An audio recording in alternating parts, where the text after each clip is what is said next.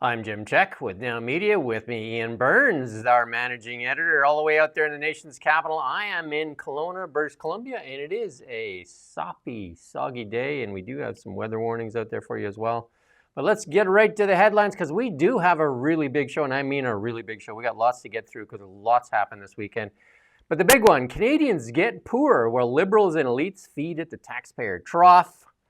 Say it ain't so, Mark. Food prices soar, living off Costco hot dogs.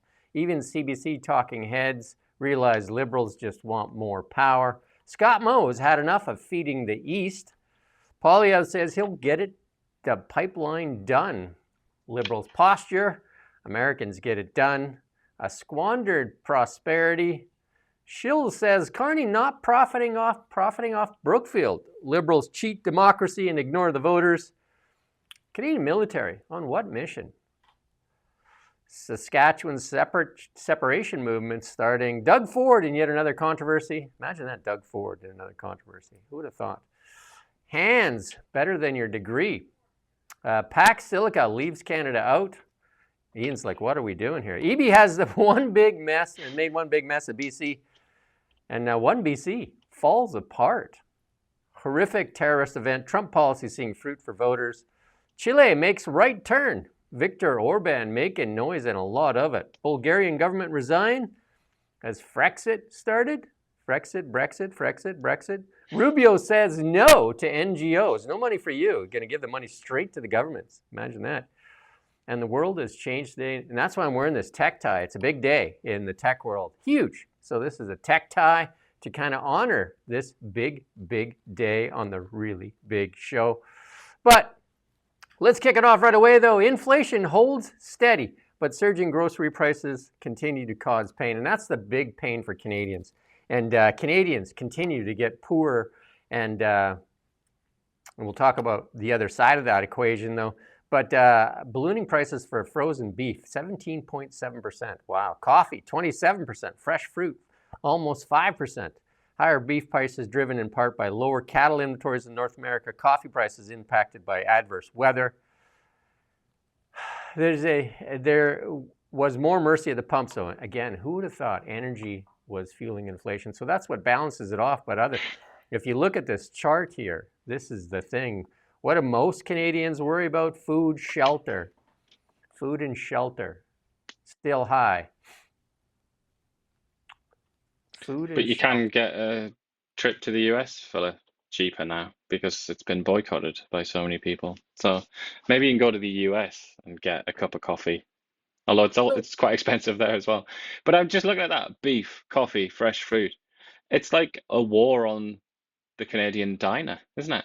Well, It's it's a just war. tragic. It's almost like targeted. It's like the North American way of life is being targeted here, except for the gas prices. But it's obviously it's complex. Statistics Canada talks about a lot of things with coffee prices. There's an adverse weather conditions. That is true. There are other sources of coffee though. It's not been the entire world of coffee growing prices, and there's more to it just than that. There's more to it than American tariffs. As we've mentioned many times, the food professor, he goes into a bit more detail, particularly on beef. But it is it's a more complicated story than just the weather, or tariffs. Yeah, there was a lot of climate change policies too attacking beef. But the bigger picture, and this is the bigger picture, this is the one that we need to kind of like dwell on here for a second. The bigger picture, no, go back. Just leave it on that chart. The bigger picture here is most of Canadian wealth is tied up in their homes, which we're seeing falling prices now in Canada. And then their monthly costs, and these costs are food and shelter and all that, and that's been dropping as well. And real wage growth not going up in Canada. But on the other side of the scale, the elitists have done really well. And we're going to show you some of that later. And right now it's bonus time in Ottawa. We talked about that last week.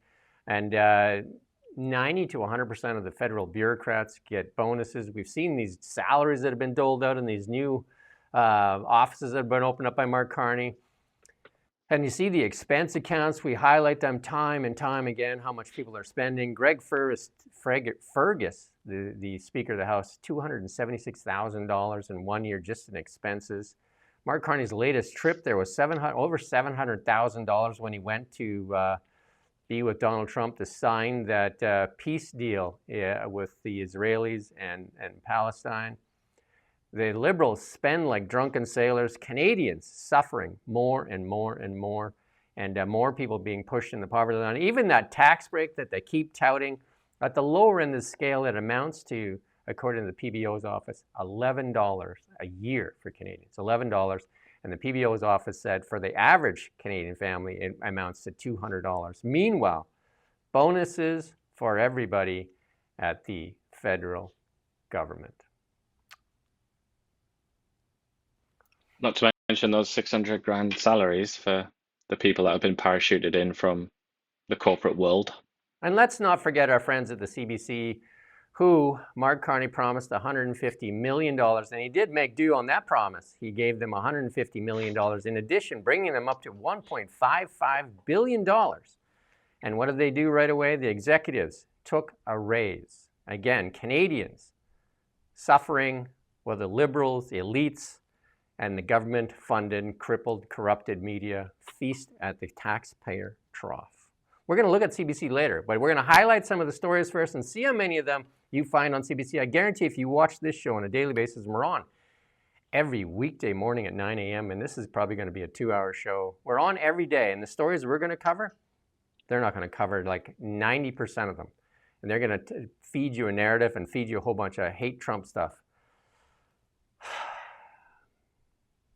And then here we go. How did young Canadians become the unhappiest generation? One Canadian living off Costco hot dogs. So this shows you what the average is like out there. Many Canadians exceptionally unhappy, especially the young ones, and that's from a study at the University of Oxford. Only 4 countries charting a sharper decline since 2006. You ready with company we're keeping here? Jordan, Venezuela, Lebanon, and Afghanistan. That's pretty good company. And that's a feature story written by Canadian Press. A series of young people explain why they're so displeased, with one man discussing financial problems and the need to survive off Costco hot dogs. The heavily subsidized province of Quebec, however, is an outlier, with youngsters much happier there on average. And we're going to talk about that later, how they continue to bleed the West. And not a good situation for Canadian youth. The boomers sold them out in this election. We squander our riches, and we're going to talk about that later as well.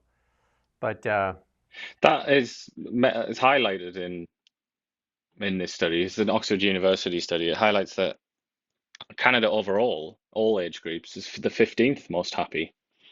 There are an awful lot of happy older people, while the young people sort of take the bullet. But the Costco person, which I just thought was the craziest story in here, because there's a few little case studies. He's actually from Revelstoke, from BC, and talks about going to Vancouver and living off Costco hot dogs, and says, towards the end, I was pretty malnourished. Surprise, surprise. I mean, it's kind of crazy, that, isn't it? Like we say it quite a lot, don't we? We're in Canada. Like, we're in a country where that should not be the case. People shouldn't be malnourished living off like whatever's in a Costco hot dog, whatever like gloop that consists of. That shouldn't be the case. It's astonishing. And there are people in here as well, in their 20s here, who are on $100,000 a year or more, and they're talking about suffering too. It's just it's a very depressing read. I would encourage people to have a read of it. But it also says another little factoid in there is that in 2011, Canadian youth were the happiest in the world, top of the list. They were the happiest young people. So it's declined in a pretty short space of time. Well, we've seen this decline and more people being pushed into under the poverty line, and majority of Canadians think the cost of living is the worst they can ever remember, and that's 67%. That's according to Abacus, that finding the cost of living to be the worst. And only 11% of respondents to the survey said the cost of living is not that bad. In the U.S., meanwhile, the percentage saying affordability is the worst is about 46%, suggesting, according to the pollster, Canadians are feeling the pressure more acutely. And that story is playing out over and over and over again. And then that is bananas, though, isn't it? Yeah. 67%, two-thirds, two in every three people, more than two Well, in every three people, just slightly, saying that it's the worst that it's ever been, that they can ever remember it being. That's damning, really, isn't it? That's such a shocking statistic. I've also done interviews with bankruptcy trustee with MNP and saying that 67% of Canadians are, many of them, $200 away from meeting their monthly obligations. It continues to get worse. And this tax break the Liberals are touting, like I said, means $11 to the most disadvantaged Canadians, and to the average Canadian, about $200, even though they keep touting $800. But here you go, and this is a chart from Wealthsimple, and I recommend you get Wealthsimple. Oh no, yeah, that chart was up there. Most Canadians are rating their savings to pay for stuff, except for the top rung again. The people that are doing extremely well, the elitists and the people that feed off the taxpayer trough, continue to go up. That wealth gap continues to widen, and widen it does. And that's from people investing mostly in the United States, not unlike Mark Carney's Brookfield and Mark Carney himself, who has like over 90% of his assets in the United States of America. That's the data. That's the data. No matter how much you try to lie about it, Francois Philippe Champagne, that's the data. And the other thing And is, that's also reflected in the previous study that we were looking at about cost of living being the worst ever that they can ever remember. 11% of people in that poll said the cost of living's not bad. It's fine. So 11%, that seems to be about the kind of, you might as well call that the elite, basically about 11% of yes, people right? who don't care. They go to the grocery store and they're just like, they don't even notice. They're not And they're bothered. the ones that voted for the Liberals. More of the same because they benefit the most, while the rest of the province or the rest of the nation can basically, I don't know, use whatever term you want to use. Suck it up, feel the pain, Let them eat solar panels. let them eat solar panels. That's right. Here you go. Even the Liberal talking heads. Here's Andrew Coyne on CBC saying that the Liberals really seem like all they want to do is grab more power. We're going to play a little bit of this clip here as they're even coming to terms with it. Imagine that, how slow they are in figuring things out. It's to exempt an entity from any law that they choose, short of the criminal code. So it's breathtakingly wide-ranging, and basically for any reason they choose, where there's some very vague parameters set around it. But there's an authoritarian streak more broadly running through this government, as there was through the government before it, as there was through the government before that and before that. It's a common theme, liberal or conservative, is abusing Parliament, running roughshod over individual rights. In this case, we've got a government that has been passing omnibus bill after omnibus bill, depriving refugees of the right to an independent hearing, opening the way to warrantless access to subscriber information. So this is of a piece with that. And the long and the short of it is more power for the powers that be and less power for the average citizen. What is, I don't know if you know. We've been saying that for a while. More powers for the powers that be. More money for the powers that be. And no respect. Remember when Chrystia Freeland put out that thing and said, stop spending on travel? And what did they do? Good one. They spent more. But what's he doing? Like, he discredits himself in his argument a little bit there by talking about refugee appeals and things like that. It's like, what a tone deaf, ignorant comment that is to make. All you have to do is look at the numbers of refugees arriving and the kind of thing that they claim refuge on the grounds of, and what countries they're coming from. It's obviously, it's a kind of it's a crisis, it's a scandal in many ways, and there's a lot of exploitation going on, and there's a lot of problems with capacity. What exactly do you want to do? Do you want to direct the meager resources available now to the Canadian state? Do you want to direct that to being very thorough on refugee applications and reviews and appeals and things like that? Get real. This is happening across the whole Western world. They're being besieged by, in many cases, phony refugee claims. And even if they weren't phony, the numbers are just completely unmanageable. So again, I just feel like a foolish comment that kind of undoes the rest of what he said. And the feds themselves, Gregor Robertson, complained of the trouble and expense of opening a new office in Toronto and Vancouver. It says the rents were too high. The Prime Minister will make a final decision in regarding where to build Canada Home structure and location. I mean, that's just a waste of money anyway. They're going to build, like, what did the PBO's office say? 2,600 homes? 2,600 homes over 5 years? When the promise was to get the housing build up to 500,000 a year. And then they're going to spend the money on an office. What did that person, the person running the office, salary of over $600,000 while Canadians continue to suffer. The primary office should be located in one of the following 5 cities with potential satellite offices: Ottawa, Toronto, Vancouver, Calgary, Montreal. To build $2,600 homes, we need 5 offices and billions of dollars. Give the money to people for give first-time home buyers just the down payment. It'd be much better than just continuing to feed bureaucrats and carnies connected with massive salaries. Just absolute craziness. You've got to support the team, haven't you? Every leader knows that. You've got to throw some red meat to your own squad. And his squad is very much the bureaucrat class. So yeah, this is kind of necessary patronage for a leader of the Liberal Party. The Prime Minister on September 14th announced the launch of that Build Canada's Home, the new federal agency will build affordable housing at scale. And it's Anna Bailio, the former deputy mayor, was appointed CEO, and she's only getting, I correct myself on this salary because the rest of them are over 600. She's only getting a paltry $469,000 a year, but that doesn't count the bonuses that basically are guaranteed and the travel expenses. Look at how much they spend on travel and expenses. It's just absolutely crazy. It just makes it good fun if you can get it, though, eh? Yeah, that's why they protect themselves. They don't ever want any things going to committee hearing, because why do you want to wreck it for everybody else? But rents overall going down in much of Canada as they cut back the immigration and that. So rents falling, and some people would say, well, that's good news. But not good news for mortgage holders. We're seeing a lot of stress in the market. Homes aren't selling. Mortgages are renewing after Tiff Macklin said, go ahead and get that big mortgage, and then raise interest rates 19-fold in unprecedented fashion.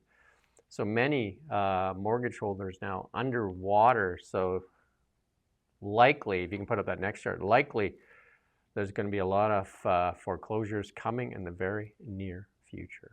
But the rent index shows 14 straight months of annual decline. So that is good news for renters. Not so great for the people with mortgages that are will be renewing, and their costs will be going up.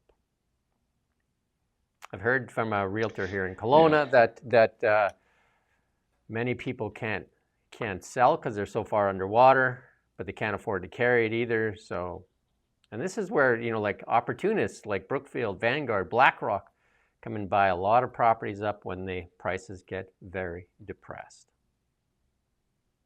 And this wouldn't necessarily be the worst thing in the world if it wasn't also being combined with all kinds of other negative economic news. Like we were talking about inflation, obviously, that's one of the big ones. This was a supply it's getting to the point where there's nothing left to cut. Your budget is just gone. If these costs were going down because it was a supply-driven thing, more supply coming online, a healthy economy, that'd be great. But this is a more of a depressed economy, and this is forcing people into foreclosure likely. Federal Environment Minister, Federal Environment, Climate Change and Nature Minister, nice fancy name, eh? Julie Daberson was grilled on why our government didn't make good on its budget commitments around carbon pricing at a committee meeting this week. And then she said, well, they just want to work with people. I mean, Alberta and Saskatchewan not really liking these federal carbon pricing. Federal carbon pricing regulations contain a stipulation that government can impose its own price when provinces fail to meet that minimum standard. Scott Moe, not a fan. But is this governance? Well, really, it's not. It doesn't look like it's very. Doesn't look like it's very decisive, does it? Scott Moe making more noise, though. Scott Moe continues his attack on federal equalization payments, a system of the West supporting Eastern and Central Canada. He says Saskatchewan and BC are getting nothing in 2026, while Quebec getting $13.9 billion, while at the same time blocking pipelines. This doesn't even make sense, does it? It's like comedy. It's like, we're going to cut off your It does ability to make sense. make We've money. found a way to make sense out of it, Yeah. but to truly make sense out of it, you have to think more along the lines of political survival rather than national survival. Yeah, no, not good. But here's Pierre Poilievre on Rosemary Barton's show talking about getting a pipeline done. You referenced Northern Gateway, and you know that the problems there, yes, it was a cabinet decision, but the problem is British Columbia and First Nations. So what would you do to try and get their support for a pipeline? Or would you just say, too bad, we're doing it? We're doing it. Oh. So you wouldn't bother with consultation? Of course I would consult. Yeah. That's what my motion said. Yeah. We do consultations, but we are going to build a pipeline when I'm Prime Minister. As for British Columbia, the Premier does not have a veto. No. Under our Constitution, Section 92, it is the exclusive domain of the federal government, and under Bill C-5, which Mark Carney asked for, it is the exclusive decision of the Prime Minister. So there's only one person who will decide on this in the end, and that is the Prime Minister of Canada. Wow.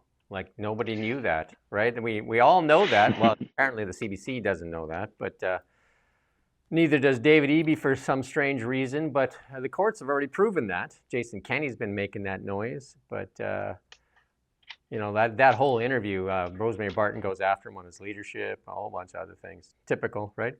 But while Canada does MOUs, the United States of America fast tracks natural gas pipelines. So they can buy more of our gas and sell it to the overseas market and make money off our natural gas and oil. What are we doing? What are we literally doing? Well, to go back to the Poilievre thing, what Rosemary Barton understands, and Poilievre also understands, but is choosing not to give the impression that he understands, is that yes, you can do all sorts of things. Like we've said many times, this is the Westminster system. The Westminster system, in a nutshell, is that instead of Henry VIII deciding what happens, you have Parliament. Parliament decides what happens with the power of Henry VIII. So that means if it wants to be, Parliament can be an absolutist dictator. It can basically do anything that it wants, constitution or not. That can be changed on a whim. And you hear people say things about, oh, but the Senate, you can literally just, with one bill, you could just erase the Senate, which is pointless anyway. You know, the power of Parliament, and specifically, I mean, the House of Commons, is supreme. It's immensely powerful, far more powerful than the presidency in the United States or many other sort of comparable systems. So yes, you can do almost anything. However, that doesn't happen because Canada is a compromise. That's what Canada is as an entity. So therefore, it's not going to happen because realistically, if you do that, then you will lose power, or you know, you'll have riots and all sorts of things, and you know, Quebec will defect, and First Nations will start smashing up pipes and things like that. That's the reality. Nobody ever wants to say it as clearly as that. They just want to sort of pretend that they want to talk about these ridiculous things like the constitutional requirement. It's like, shut up, man. All of that's bollocks. It's about hard power. It's about reality. It's about survival. It's also the same reason that Pierre Poilievre never has a bad word to say about supply management. Why is that? Completely inconsistent with the rest of his beliefs. It's because he fundamentally understands this. That Canada is a compromise of a country, and you can't really rule Canada like that. It's just not. It's not feasible. It's not possible to do that. And it's not like we don't have the resources. Canada has a 160-year supply of natural gas that'll be worth a fortune in tightening global market, and that's from the Department of Natural Resources, and that's from Holly Nolan Blacklock. The forecast came as senators were urged to endorse a clause in Cabinet's omnibus bill that would permit 50-year liquefied gas export permits. Canada has immense marketable gas reserves, estimated about 1.1 trillion cubic feet, and that's from Aaron O'Brien, the Assistant Deputy Minister And that's what he testified at Senate. This represents approximately 160 years of supply at current production rates. Yet we continue to say, like, we continue to block it. Justin Trudeau's Liberals, with Mark Carney as the economic advisor, said there was no business case for it. Can you imagine that? And other countries doing the same. The Japanese begged for it. The Germans begged for it. As the South Koreans, we said no business case. Imagine that. Who's running the business off? And then the United States of America says, we'll sign those deals. After Joe Biden left, Donald Trump's administration signed all 3 of those deals. Now Spain's asking for LNG. Not just the United States, bear in mind. It's because you say the United States and a lot of people will go, oh, Trump, like, you know, whatever. Even though it was under Biden that a lot of this happened. But where the rest of the money went, when they came to Canada with suitcases full of money, were told to bugger off by Justin Trudeau. So where they took their money was Qatar, Norway, and some other countries. Like, the people of Norway benefited immensely from the improvidence of Justin Trudeau. Let's put it nicely. And you wonder why Daniel Smith is making noise, because Canada could export approximately 50 million tons of LNG by year 2030 and potentially growing to 100 million tons by 2040. And that's from O'Brien. Current production is only 19. So, I don't know. And it's not going anywhere. A lot of people will tell you, a lot of people I don't really know very much about this kind of thing, like Stephen Guilbeault, David Eby, or Justin Trudeau, once upon a time, they'll tell you that we'll all be living off wind turbines and solar panels in no time. This is like an antiquated fuel, but we're not going to have this. That is absolute nonsense. If you listen to the people who actually know something about energy, they anticipate that we'll be using natural gas as a primary fuel source for potentially another century, maybe even more. But then it also has other uses, obviously, in chemicals industries and things like that. Like this has got a very long life. And I think if globalization really is going to unwind, as a lot of people think it is, as Donald Trump seems to think it's going to do in his administration, we're not going to be able to have solar panels anyway, because they're all made in China. We couldn't possibly manufacture on the scale that China does. So, I mean, for so many reasons, gas is here to stay, and it's madness to talk about it as some kind of like relic. Carney's Liberals, Trudeau's Liberals choose poverty over prosperity. And with that 160-year bank that we have in natural gas, that doesn't even include what's offshore in Newfoundland and Labrador. My understanding is that the 1.1 trillion is just representative of Western Canada. And guess where all of that is? Alberta is the largest LNG producer, accounting for 60% of annual production. BC at 38%, Saskatchewan at a paltry 2%. Beneath the feet is where our riches lie.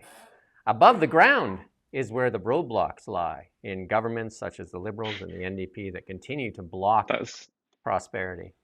That was what? That was like a haiku. That was very good. Or like a limerick. Getting better at it. Eh? But I mean, painful. By the way, we should also say this is just the stuff that we sort of know about. Like, yeah. You might think that we're aware now of all the natural resources in the world, but it's not true.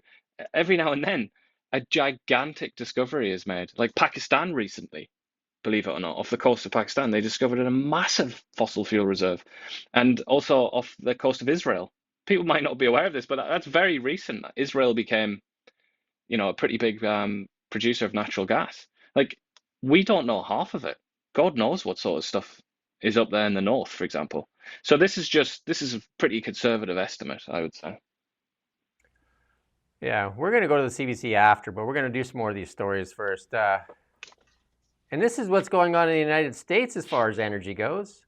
Let's listen in. The president said the U.S. was going to drill, baby, drill, and that is kind of what's happened.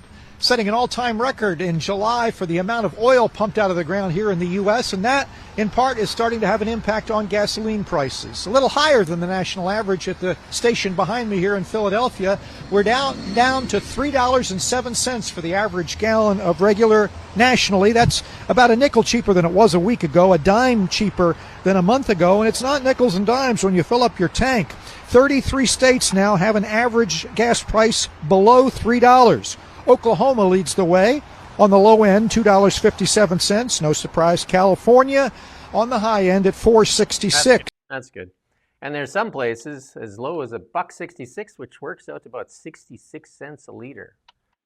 Energy is everything. We say that over and over and over and over and over. How many times can we say it? Energy is everything. We have, what do we have? Just in LNG, 160-year supply. That Mark Carney in his book Value said keep 80% of that in the ground. Why are they choosing poverty over prosperity? Why are Canadians needing food programs in our schools where the Liberals dole out crumbs to people while the elites party like there's no tomorrow? Crazy. It's so difficult to understand, isn't it? It's especially when you know about the transformative effect that fossil fuels have had on our lives, as we've discussed numerous times. Like, to think, again, to summon the devil and talk about Stephen Gilboa, to think that he repeatedly talks about what a shame it brings, to Canada that we subsidize the fossil fuel industry. I just think like it's precisely the wrong way around. Fossil fuels subsidize our existence. Everything about our lives is subsidized, in effect, by fossil fuels. And just to think the hostility that people have to this glorious bounty. How do you do that? I mean, I think a psychologist with a bit of ambition should have a look at that. And how do you persuade a population that one of the best things, if not the best thing about their country and their lives and the system that they inhabit is in fact the worst thing? How do you do that? How do you flip it so perfectly? But the best question to ask yourself is, why are we choosing poverty over prosperity? But then you look at the people making the decisions. Poverty hasn't approached them. They've been making out like bandits because they've invested in this green technology. They've been dipping at the trough. Look at Brookfield. Brookfield has invested billions and billions and billions of dollars into carbon capture, solar panels, wind farms, all that kind of stuff at the expense of oil and gas. Also, they own half of Westinghouse, which is partnered with Cameco, and they're building 8 nuclear plants in the United States. So they seem to be benefiting, the elites seem to be benefiting on the suppression of fossil fuels, while Canadians continue to suffer. But here's a shill, here's a liberal shill on CBC telling you right to your face that Mark Carney does not benefit from Brookfield. I mean, you have to be, I don't know, like, let's play this. The economic policies of this Prime Minister. Watch the House of Commons. Go back and look at the House of Commons when Pierre Poilievre is up on his feet sloganeering about the Prime Minister is on a vacation when he's actually meeting billionaire investors to invest in Canada, or he's trying to accuse the Prime Minister of somehow trying to profit off of Brookfield, which he was the chair of it before he became Prime Minister, which is one of Canada's most successful companies. It's a $1 trillion global company. He's not profiting off this. But if you look at their faces... That's good. That's good. That's the main point right there. I'm going to take my common sense, I'm going to throw it on the table and put it in the garbage can, and I'm going to light it on fire, because what this Mr. Schill says, Carney does not profit off of Brookfield. He has options. When the stock price goes up, the value of the options go up, mister. As stated by none other than the Ethics Commissioner, Deputy Ethics Commissioner, whoever it was. Does CBC fact check him there? Why would they, right? This is not CBC, this is CPAC. But no, CPAC didn't fact check him. And bear in mind, we have to say who this guy is. He's not a shill according to his job description. This is probably the most senior, prestigious political journalist in Canada. This is the Ottawa bureau chief of the Globe and Mail.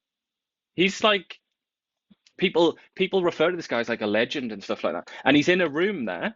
He's in a TV studio with the Toronto Star and Le Presse bureau chiefs. None of them said a word. No, there wasn't a single word. No. And I just like I was watching this now. I could not believe what I was hearing. I could not believe, and I still refuse. On some level, I refuse to believe that somebody that is so elevated and so has been promoted to such a high level and has so much respect in this country could be so ignorant of even the most basic facts in Canada's political life. It's like a heart surgeon getting into an open chest and being like, "What's that thing there? What's this? What's that, a ventricle?" It's like, what the hell is going on? But I mean, you call him a shill. Some people might say that's a bit cheeky and oversimplified.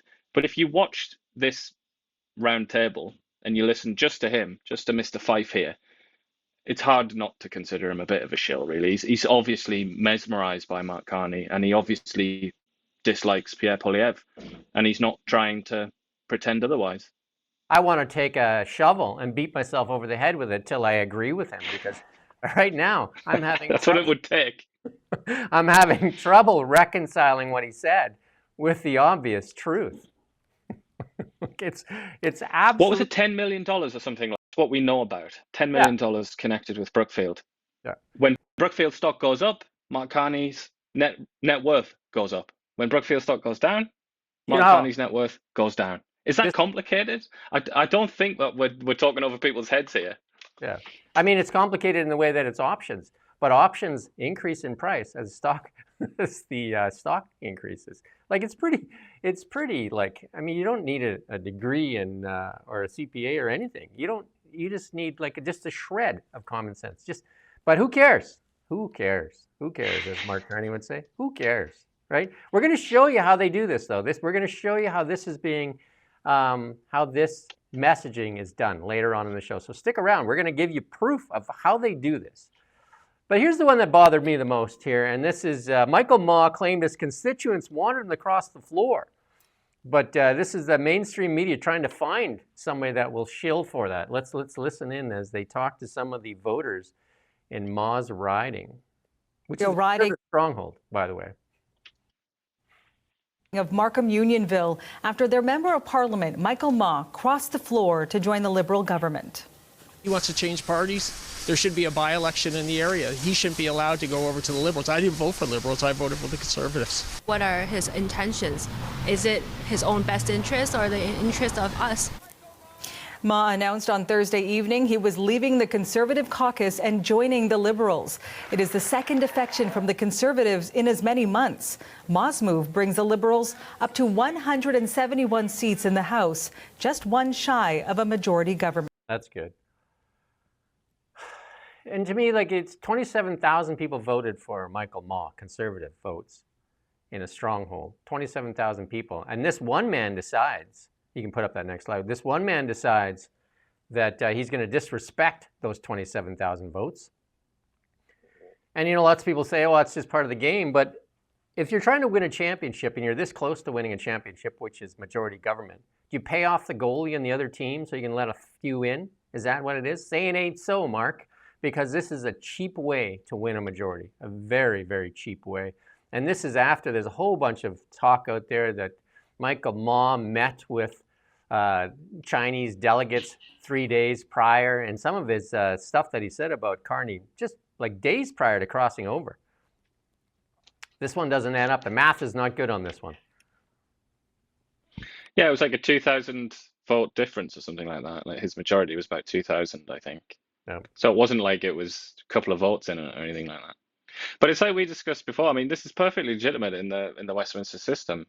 Happened hundreds of times in Canada. You know, it happens a lot. But it's about the ethics. It's not about whether it's legal to do it or whatever, or whether there's a precedent for doing it. It's about, you know, morality, really. That's what it's about. It's like, it's about knowing right from wrong.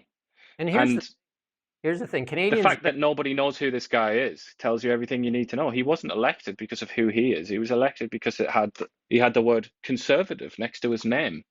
So it's extremely dishonest. Just think about it. Think about it on a personal level. If this was you and you knew that, you knew you'd been elected, really, because you had Conservative next to your name. Would you consider it okay? Would you consider it morally decent to then defect like 6 months later or whatever? I mean, come on. You'd have to be a pretty sketchy individual to think that was acceptable. Mark Carney likes to use sports analogies, and this one is, it's not about getting a trade or whatever. This is about paying off the goalie in the other team. Say it ain't so, Joe. Say it ain't so, Mark. And then in Canadian, the democracy, we get a vote every 4 years, really, right? Every 4 years, we typically get to exercise our vote. That's the only time we have a voice. And this turns it into nothing. Because we did not vote for a majority government. Canada did not vote for a majority government. This is the Liberals doing whatever trick they can. And this has been happening for the past 10 years with Jagmeet Singh and Trudeau. And a media, this is the worst part, the government crippled and corrupted media continue not to hold power accountable. Little outlets like ourselves, and if you could help us get a bigger audience and a bigger voice, because the CBC is surely not doing the work to hold power accountable. They are surely not doing that work. They get $1.55 billion of taxpayer funds. And it would be nice if they would just like dole out some of it. It would be nice if they would even try to protect independent media outlets, do some of the work. I was interviewed on The National. I got like 30 seconds there once on Bill C-18. If they cared about independent journalism, they would spread that money around, or better yet, remove Bill C-18 and let independent media thrive without the boot on our throat.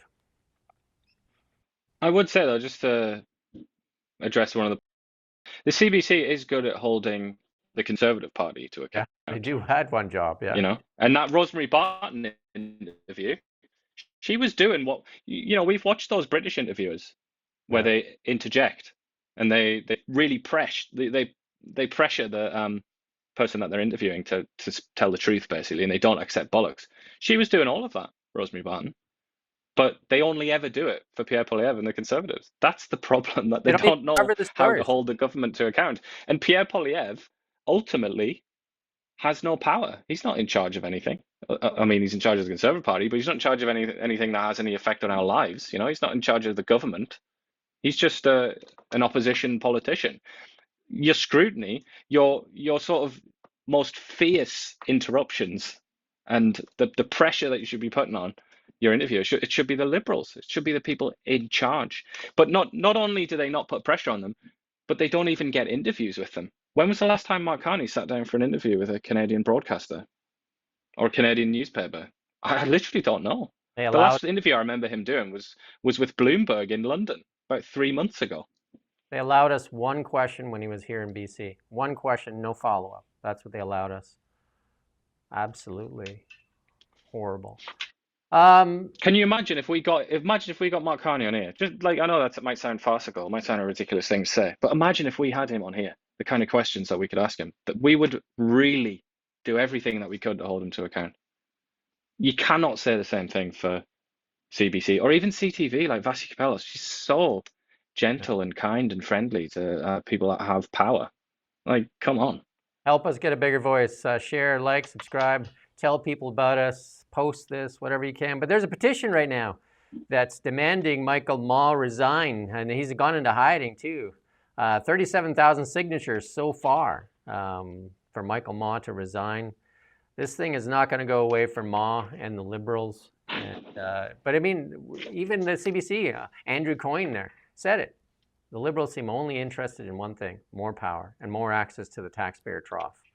And they seem to be doing well. Well, Canadians continue to suffer. There's no doubt about it. Like, you can show me stats. We can show you stats all day. We can show you charts.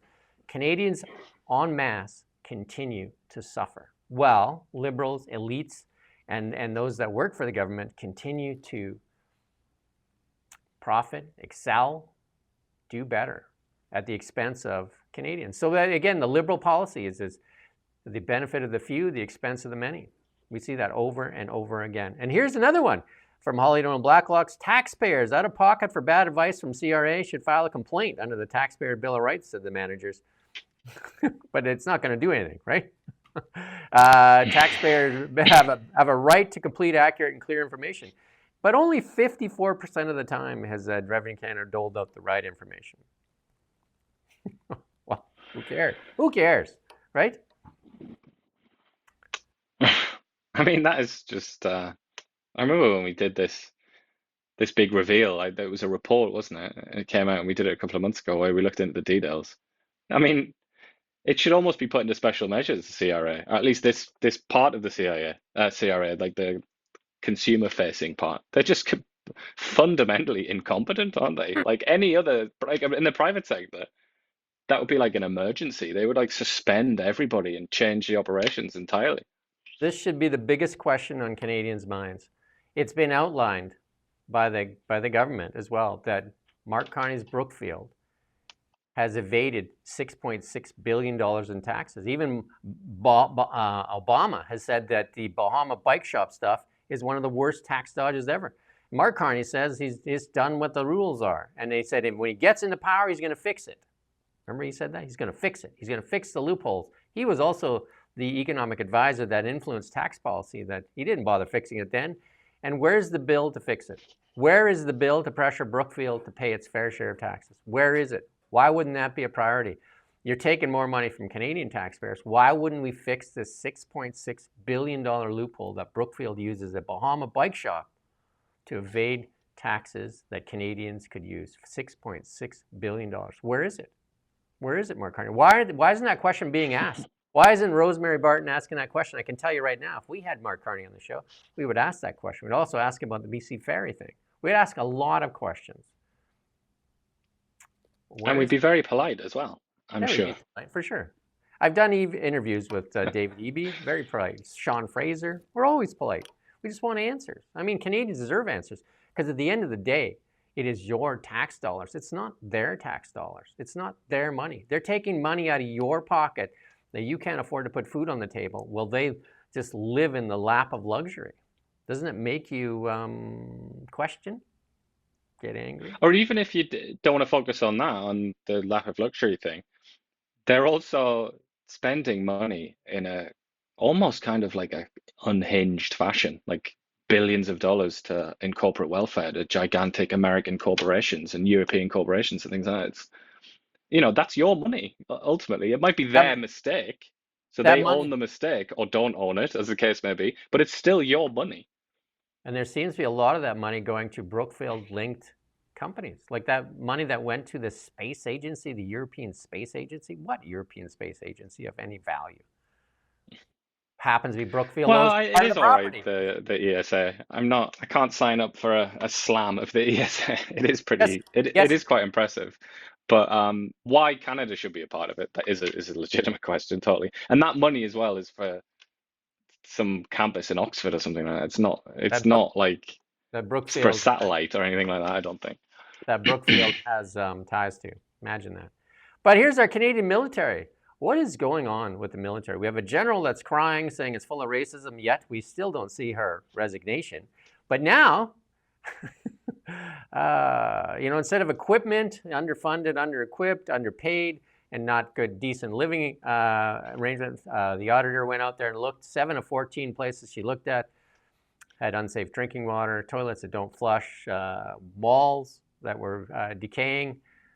But here he goes. The Canadian Armed Forces spent tens of thousands on gender equity analysis of housing while failing a federal audit as a banned landlord. So we spend money. Why do we choose to spend money on that? The hiring of a social inclusion advisor was among the contracts approved by the military's housing agency. Not fixing the toilets, not fixing getting safe drinking water, not fixing the walls. This is what we spend money on. What is going on? But also you say that's what we spend money on. And what does the leadership spend tears on? Right. Mad ideas about institutional racism and things like that, which have very sort of flimsy evidence to support them, rather than this, which is like that we got photographs of mold. Like we've got the evidence here, but no tears shed about that, of course. Cabinet Inquiry of Ministry said it paid Valoroso almost $80,000 for a 7-month gender-based analysis of its housing program. No explanation was given.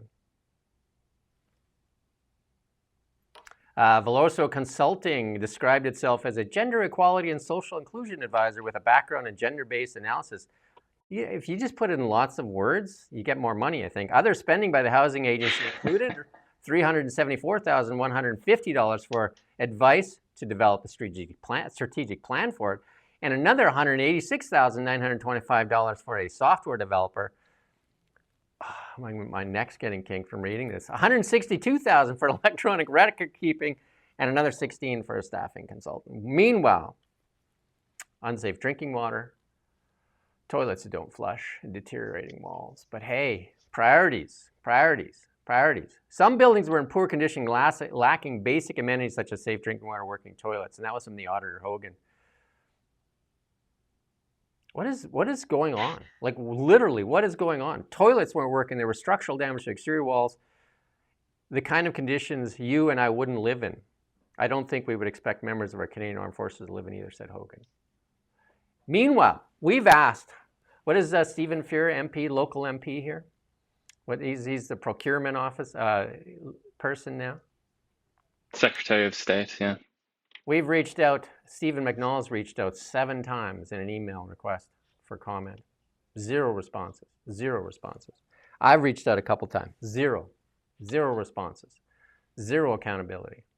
I was talking to a former media person here in Kelowna yesterday, and she was defending Mr. Fuhr and going on and on and on, and saying that I was being too harsh. And I said, you've been in media. Do you find it acceptable to ignore Stephen McNall, one of the best business reporters in this Kelowna area? He's worked here for 30 years. Do you find that acceptable? And her response was, no, Jim, you're right. I know I'm right. That's why it's so, shocking, stupefying.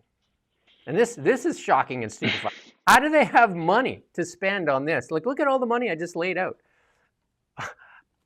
Who's not mad yet?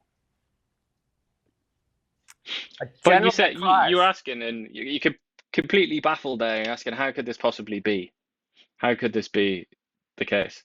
I think the answer is gender equity, and previously we discussed institutional racism or systemic racism, as it's sometimes called.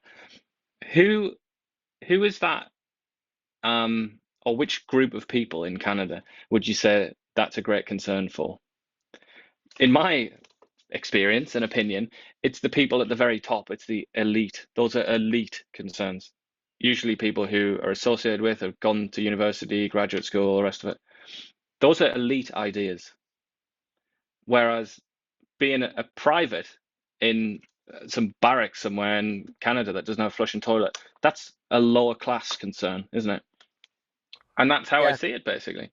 This is a class problem. This is, it's not Marie Antoinette anymore, stuffing her mouth with cakes and all this. Nowadays, the elite, they talk about things like gender equity. That's like their language. That's their code.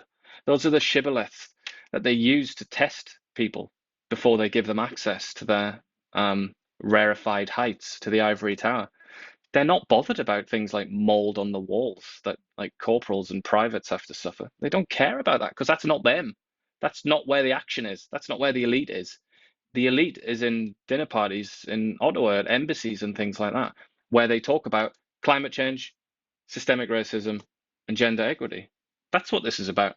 This is an out-of-touch elite or ruling class speaking to itself, obsessing about itself and its own interests while neglecting the vast majority of the population. The privates in the Canadian military just got a raise of 20% from, they were just under 40,000. So they're, just above minimum wage. Meanwhile, the bureaucrats in Ottawa, $136,000 on average for their salary and guaranteed almost to a bonus. 90 to 100% of the people in Ottawa get bonuses. And they only have to work 3 days of 5 in the office. Something's upside down. Something is upside down. But here we told you about it, how they do this. This is how what's the Fife is the guy's name, the Globe and Mail editor-in-chief, or the bureau chief. This is how they do it. This is Fox revealing how the Democrats and the Liberals control the media and spin the story. Let's listen to this. This is the the playbook on almost every scandal that comes to light regarding Democrats. It's 4 steps. Step number 1, deny it's happening. There's nothing to see here. It's absolutely not happening. Scream the headlines from places like the New York Times. Once that becomes undeniable, that it might actually be happening, then you move to no, that's a conspiracy, dismissal. It's a right-wing conspiracy theory. Then we move to the 3rd step. It might be happening. This is a literal internet meme that plays out again and again in the real world. And then finally, the 4th step, the step we just got to with Ezra Klein, the New York Times, and Gavin Newsom. It's happening, and it's good. You can cut it off there. I mean, we see this play out in Canada all the time. They do this whole wheel. They must have a playbook, and they're just like, what stage are we at? What stage are we at? What stage are we at? Okay. And he's right to say it is a meme. This is a meme. I can remember this meme from like 10 or 15. This is like, oh, maybe not 15, maybe 10 years ago. This is like a really old, this is like a vintage meme. Yeah. And one of the strangest things of all, as he sort of suggested, is that it is actually accurate. It plays out again and again and again. But it sounds like Saskatchewan wants to join Alberta in a secession movement. So Quebec, Saskatchewan, Alberta now home to active efforts to leave Canada. So 10 years of Liberal rule, almost 11 now of Liberal rule. And what are we seeing? More and more, not Team Canada, more and more activists looking for a dissolution of Canada. That's what you get when the elite take control. But then you've got very, very prominent, important people within the Liberal Party, like Stephen Guilbeault. He's not the only one, but, you know, we love our Stephen, don't we? So we like to talk about him. But you've got people like him coming out saying, forget the West, basically, in so many words. He said, like, we tried that. We gave them a pipeline. We gave them Trans Mountain. And then we lost all our seats as a Liberal Party. Like, what's the point? And then he proceeded to go on and say, we have to be really careful about Quebec. That's the real sort of, that's the crux of the matter. We have to make sure that separatists don't get in Quebec. You know, that already, that suggests already people in the Liberal Party are starting to, they're starting to get the scales out. And they're putting Quebec on one side and Alberta, maybe Saskatchewan on the other side. And they're starting to think about it. And I mean, anybody that knows the Liberal Party, I reckon, I would wager, knows that they're going to choose Quebec, because that is what the Liberal Party is. The Liberal Party is just basically the city of Montreal, the pro-Canada, pro-Confederation city of Montreal manifesting itself across Canada, ruling Canada, using the Liberal Party as a vehicle to rule Canada. So obviously they're going to choose Quebec, aren't they? And I must say, I don't get that, because as I said to you before, I think it was last week, Canada without Quebec is a viable country. That's a viable nation, even. That could work as a nation, as a country. Possibly, one could argue, even better and more coherent, run more smoothly than it does right now. But Canada without Saskatchewan and Alberta, but still with Quebec, just no chance. That wouldn't last 5 years. No chance. And politically, it would be a completely different animal. It would be a completely different animal without Quebec, because it is, like, I mean, always referred to as Laurentian elite, and that is part of it. I mean, Trudeau is part of that Laurentian elite, Mark Miller, all these guys that maybe not so much have Quebec roots, but they're all tied to that Montreal kind of like, half these guys went to school together, and doesn't matter how much they've done badly or poorly, they always seem to be in the fold, in the background, then moved up. Look at Evan Solomon. Evan Solomon, disgraced at the CBC, fired for his art dealing, so selling art to Mark Carney, fired from the CBC. Then went to work for, guess where? His wife, Diana Fox Carney's Eurasia Group. And then, come election time, he gets pulled in and he runs in a riding, a safe Liberal riding, and now he is AI, the head of AI in Canada. What does he know about AI? Probably about as much he knew about art. But hey. And then who else showed up at Mark Carney's, when he did the little fake signing there to kill the carbon tax? Who was sitting in the room? None other than Gerald Butts, disgraced from the SNC Lavalin thing. But they all showed up, didn't they? Just like rats. Anyway, those degrees, AI is coming, and it's coming big. And that's why we're in a tech tie. We're gonna get some of the really big news here on tech, so stick around. But here's the thing that's happening, that's really happening, and this is going to affect Canada too. I believe they're going to start pulling tradesmen into the U.S. They're going to give them a path, an easy path. But this is, and all those degrees, maybe not worth as much, but you know what's worth as much? Your hands. So you blue-collar people, all of a sudden you're very valuable. Mark Brenner arrives at dawn in a data center in Oregon, stretches with the crew, monitors electrical safety, making $225 US a year. Not bad, eh? And Bank of America projects Everybody's saying it, aren't they? Bank of America projects $611 billion in hyperscale across that. And these guys, they don't care about money. They just want people to do stuff. Google, Amazon, Microsoft operate 522 data centers and building 411 more. They all need, guess what they need? Electricians, welders, HVAC techs. And these are the guys that are going to command salaries that are huge. I used to work as a mine site controller. I mean, we paid our Red Seal guys very, very well. And there's going to be huge competition for all these people. Electrician, like, I mean, if your kid's going to about to go to school, steer them to the trades. That's where the money is. All these marketing degrees, liberal arts degrees, and all that stuff aren't going to be worth the paper they're written on. Well, the only like addendum that I would submit there is, as things stand, yeah, a lot of money is going to be trades, but if you want to rule, you know, if you want to be the next Mark Carney, you want to take charge in the United States or whatever, you know, usually, and it still looks like it's going to be the case, the path is something like law. You know, it's like it is that sort of humanities stuff, isn't it? It's those professions, the old-fashioned professions. So I don't know. I do wonder what's going to happen here, because you're going to have all these very important people in the trades, but are they going to have political power? You know, are they going to be represented at the political level? Because right now, the humanities people have like an almost complete, perfect monopoly over power. Yeah. And then here's another big one, a big punch in the gut for Canada. And this is because everybody wants silicon as well for the chips. Remember Mark Carney said during the election that Canada is a big chip maker. And my question right away, again, I have to hit myself in the head with a shovel a few times to figure that out. And it must have been he was thinking barbecue or salt and vinegar or Lay's or something like that, because it sure is. Well, it's because he's been in England so long, and as we know in England, chips are something different. So he was talking about poutine, I think, but he was using the English. But the USA launches a new alliance called Pax Silica to build resilient supply. Oh yeah, there's a move afoot, and I didn't put it in, that the elite want Mark Carney to start using Canadian English. Imagine that. But anyway, this Pax Silica includes USA, Israel, South Korea, Japan, Singapore, Netherlands, Australia, the UK, UAE, Canada, Germany, missing. I think Canada is with the US on a different one, though. On a different, I think this is being misunderstood by some people, like critics of the Liberals. I mean, it wouldn't necessarily be a surprise, would it, if we were left out?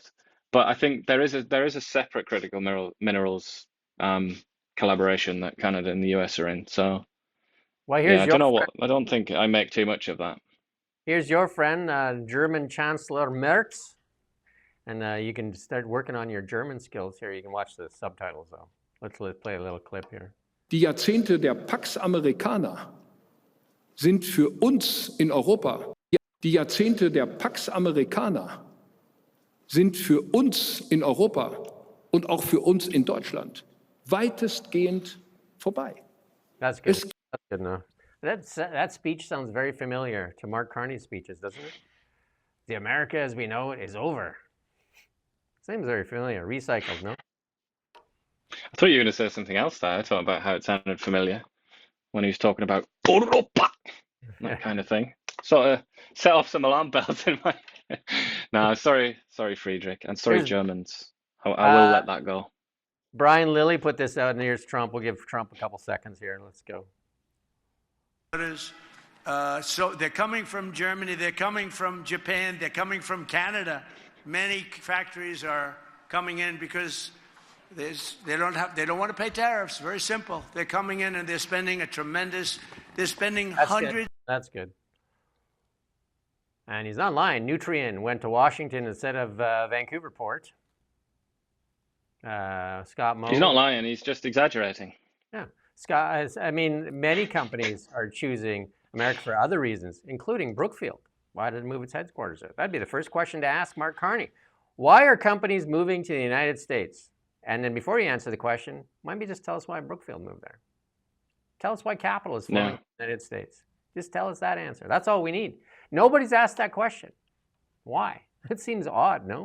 It seems like it's laying right there. And you know what? We've been talking about how Canada's a bit of a mess right now. But holy cow, when we interviewed Jonathan Kay, he said, we wonder if everything's okay in BC. But we got a few stories here from BC as we cover off some of our BC news that make it look pretty bad. Live from the Now Media Newsroom.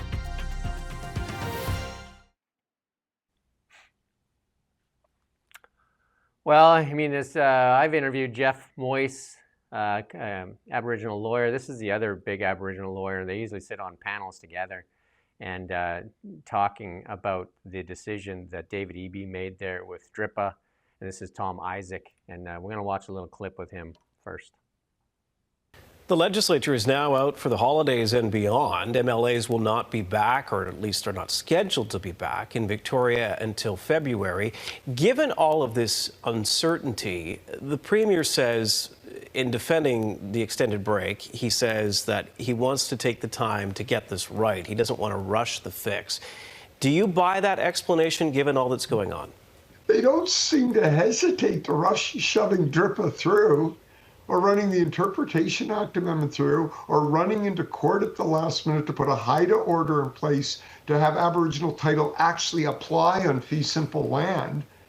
They don't seem to worry about taking their time there, Jordan. I'm not sure if I understand what you're trying to tell me there in this message here, but has ticks Jim in the video? What? Audio has ticks Jim in the video? I don't know. That's fine. Anyway. DRIPA, and it says David Eby now saying that the province will provide financial protection. You and I talked about that in the past. Like, what are they going to do? Because, I mean, the property owners are just going to have nothing they can do but sue the government. And when I talked to Jeff Moyse, that's the only recourse there is. So he's kind of getting in front of this and saying that, well, we're going to backstop you. And I said, that's all you can do, because he's made a mess, made an absolute mess. But how much can the BC government backstop as this thing gets worse and worse and worse and worse? Put up the next slide there. Do you know what I mean? Like, how much can they do? And then David Eby didn't put a figure on it. He estimated $150 million on Friday, I think it was, that he made that estimate. But he didn't. There's no like ceiling. He's basically saying that you will make sure you'll pay the money if you have to. You peasant taxpayer will pay to fix this mistake made by David Eby. They're not even fixing the mistake, though. And then when I talked to Jeff Moyse, you can go back and watch those interviews. They're really good, actually. He really explains what's going on. It's in the trillions of dollars that BC would have to backstop. And this will take 7 years to go through the court system, this Richmond decision here. 7 years to go through the courts.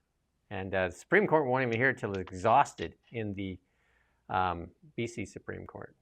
And this is Caroline Elliott that's running for the Conservative leadership now. She's starting to make a lot of noise out there. We're trying to get her on, actually. I think Renee Merrifield is working on that. We're on tomorrow with Renee Merrifield with Beyond the Ballot. And we're going to see if we can get Caroline Elliott on with us. And we're going to talk about this and a lot of the other things. But there's a lot of pots on the stove that are boiling over for the NDP. And a lot of the stuff is, I guess, you know what I mean, the cows are coming home, or the chickens are coming home to roost, and they're noisy. I interviewed the mayor of Crofton on Friday afternoon. I think it was around 3:30. And Crofton reeling from the Domtar closures. That's 350 high-paying jobs that will disappear in Crofton. And that's $5 million in annual property taxes for the municipality of North Cowichan. And also there's a mill that's on closure right now, too. They're not sure. And again, when Domtar didn't blame Trump. Domtar says access to fiber. And this is the stories we've been doing with David Eby, 2 years ago, we've been doing these interviews. We've done tons on forestry. This is a really good story. Go read it, please. We've tied in all the stories. We have a reaction there from John Rustad, Kevin Falcon, Bruce Ralston, the former forest minister, Brenda Bailey when she was Jobs and Innovation, including David Eby. This is an ongoing problem. Also an interview with Kofi when they lost 10,000 jobs in 2 years in forestry. Forestry is decimated. And I interviewed also AP planers, and they talked about how, like Stephen Guilbeault had a lot of influence over policy in British Columbia. They don't want to cut any trees down. Access to fiber is the one thing that has been named by many companies, including Canfor, that says that BC is no longer investable because there's no certainty. And again, this is another community. This is huge. And again, I advise you to go watch this interview. Tim Hodgson as well, by the way, on that note, he just made an announcement this morning about, the federal government will fix everything and make everything okay. And he said, one of the things he said was, build Canada homes. We're just going to use the wood. So that'll rescue, I guess.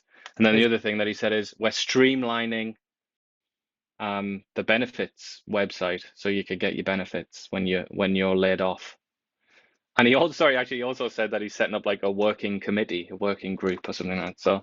So don't worry. If you were getting worried about this, that the lumber industry is going to completely collapse, billions of dollars lost, tens of thousands of jobs gone, don't worry.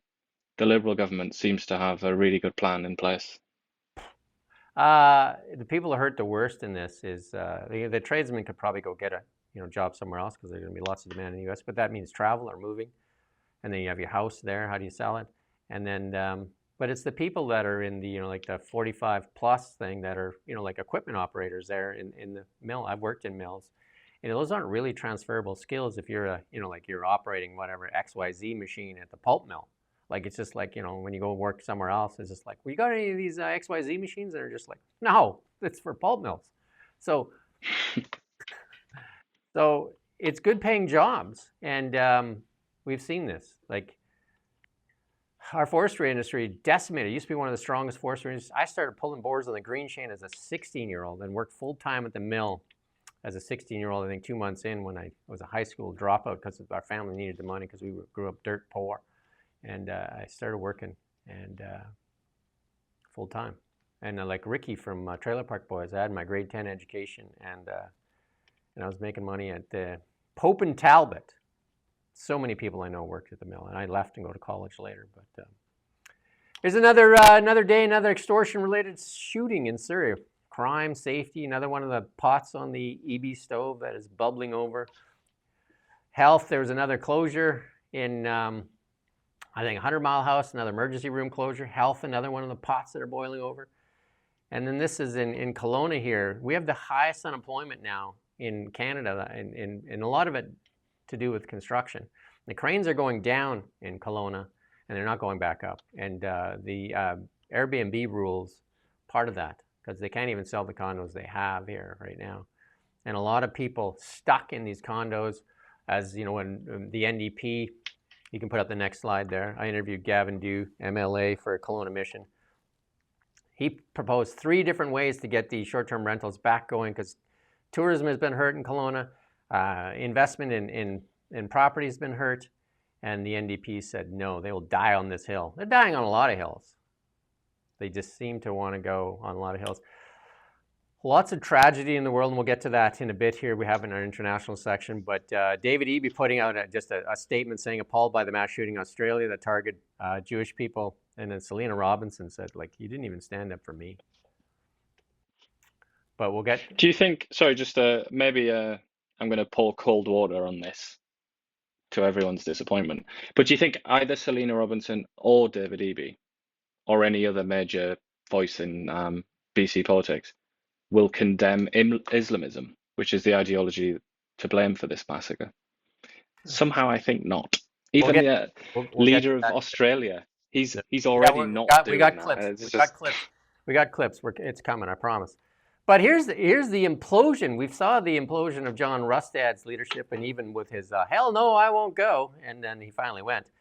But here you go, Tara Armstrong saying, due to loss of confidence in Miss Brodie and her removal of one BC's party, I will not be caucusing, and will be writing the speaker to advise on that. So she bailed on the one BC party, And Dallas Brody was removed as leader of the One BC Party by the board of directors. There's a lot of removals, right? Rustad was basically, removed, and they appointed an interim leader there. That was from the board, and then Rustad said, "I ain't going," and then he finally decided that he's going. But this is from the board's doing the work, and they said that this is that it just had been Brody's conduct, her erratic behavior, culminated in Brody being terminating senior staff members without prior notice, explanation of causes, and attempted access and copy part assets, communication software, a database without authorization. Again, like Jonathan Kay said, the NDP in La La Land destroying British Columbia. Meanwhile, the Conservatives in complete chaos. And here's more chaos. Just clowns, really, aren't they? Sorry to say. But I mean, and then imagine you not being able to keep a political party together like that. I mean, they just party of two. They discredit themselves, don't they? It's just tragic. And then, and then, as the pressure mounted, she must have pulled a page out of John Rustad's book and says, "Yes, we're experiencing a little turbulence, but the plane is still flying, and we will remain in beautiful, calm skies." And then, not so much.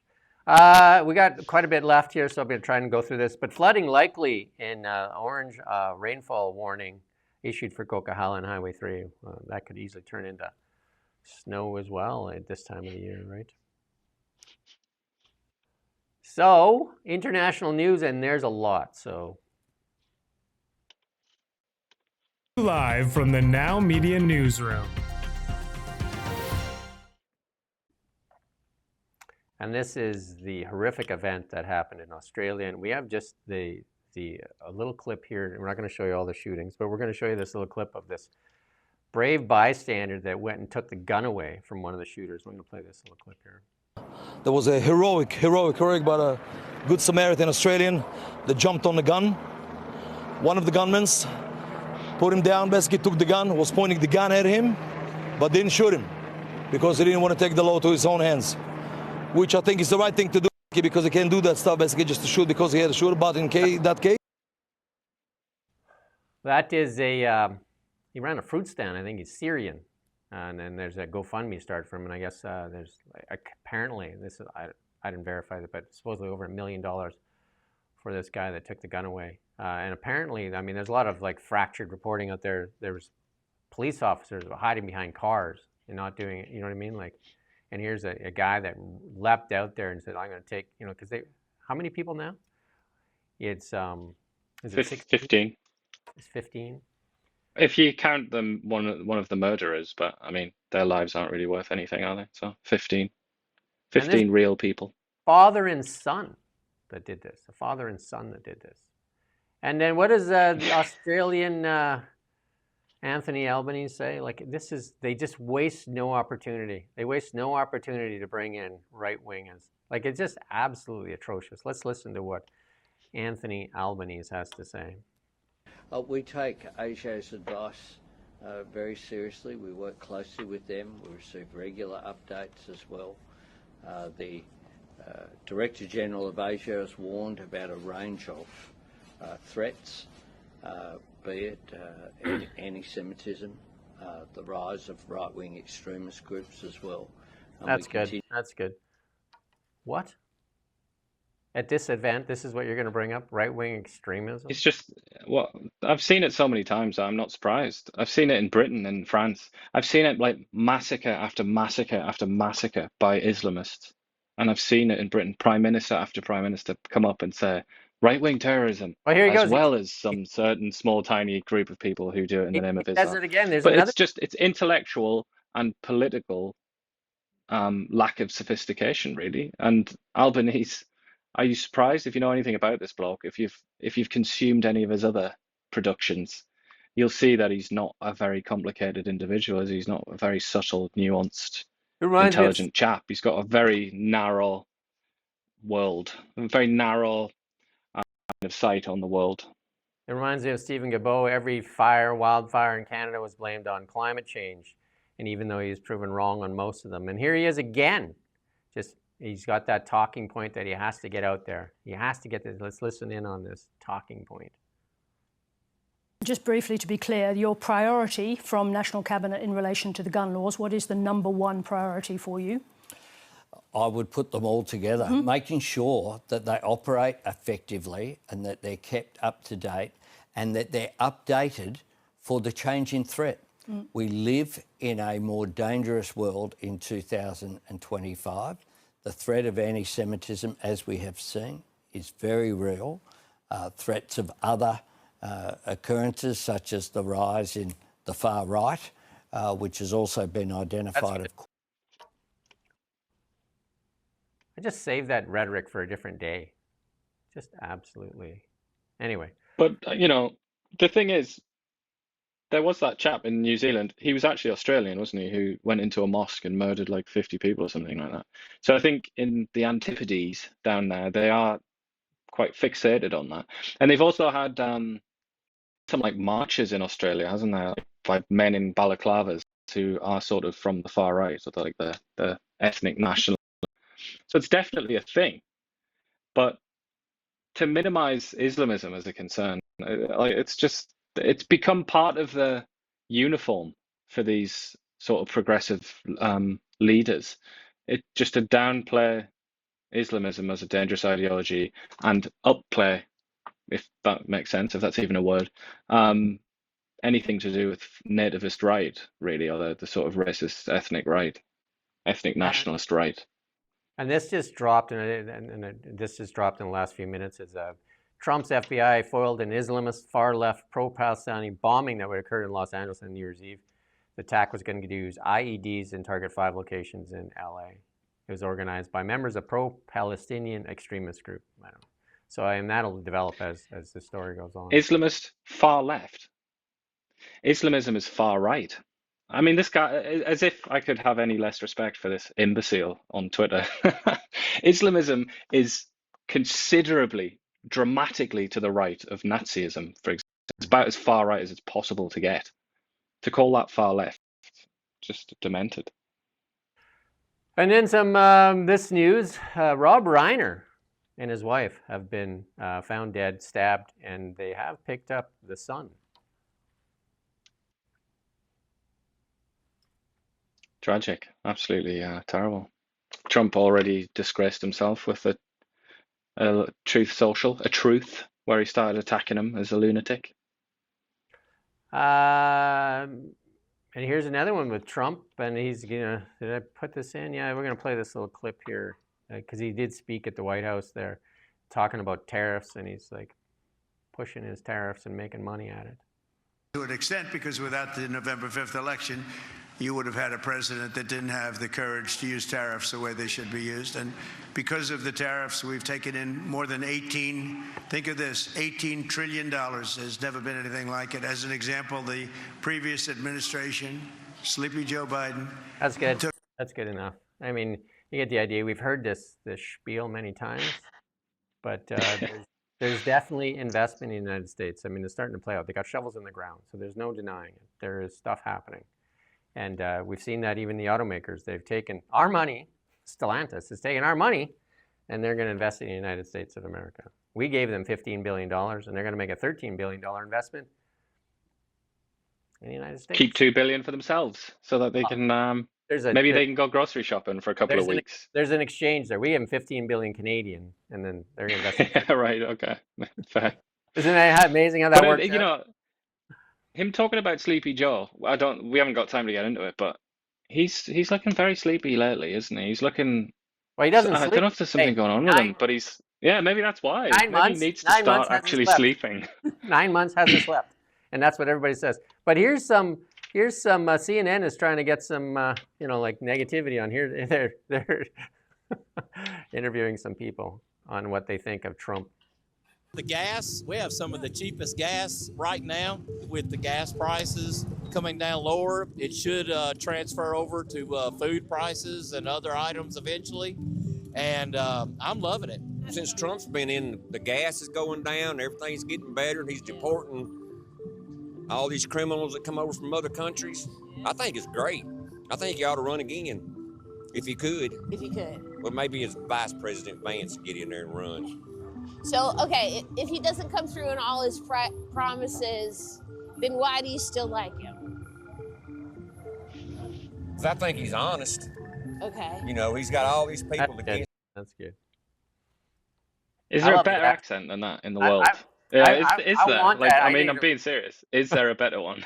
I need to work on my accent. I need to get that drawl because then I can fit in. I think he should go again.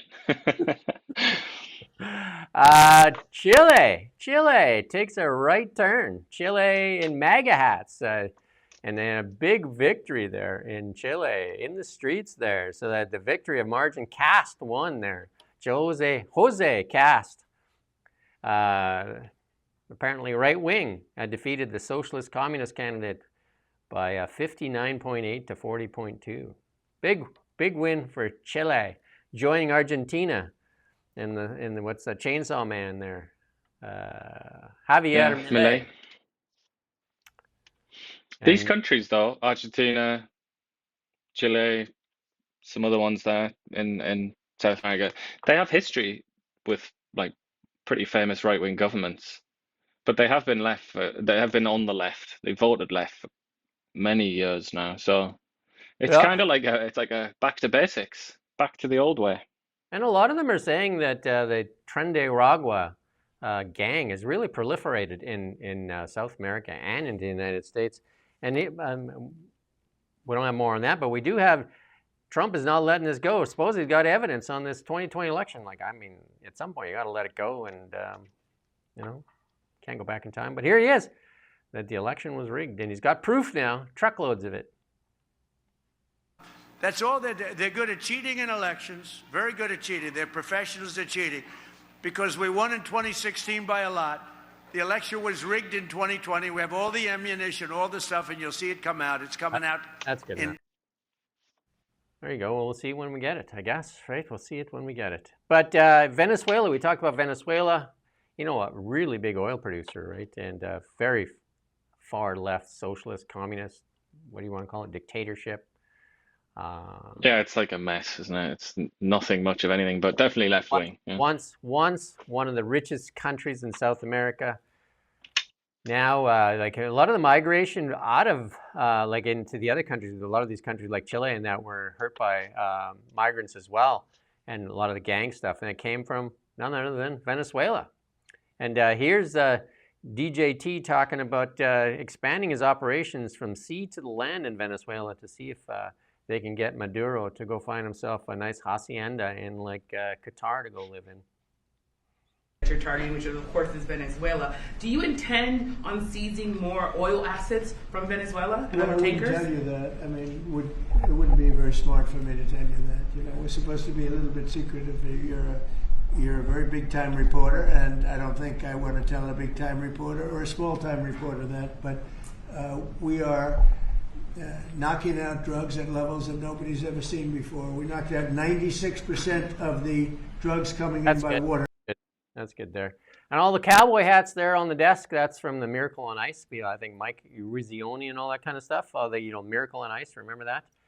And they were in there. Like, she always has meetings in that room there, and press is in there. Maybe they should have us in there, small-time reporters. We can be in there. But at this point, let's go see what the CBC is covering today, because we covered off a lot of stuff. Let's see what they're covering today. Let's see what they're trying to tell you. What's going on as far as the CBC goes.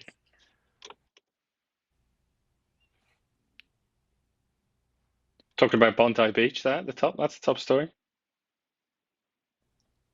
So that's Australia. Then we have Rob Reiner. That's California. More Australia. Mexico. Mariah Carey. That's quite an interesting story, mind. I'm intrigued by that. I think I'll save that one to read for later, which is Edmonton sees record increase in frostbite amputations. Like, where's all Canadian news story, isn't it? Where's all the fraud, waste, corruption? Where's all that stuff? What about this story on the military spending money on what was it, gender inclusion as opposed to like safe drinking water? Where's that story? I didn't see it. I missed it.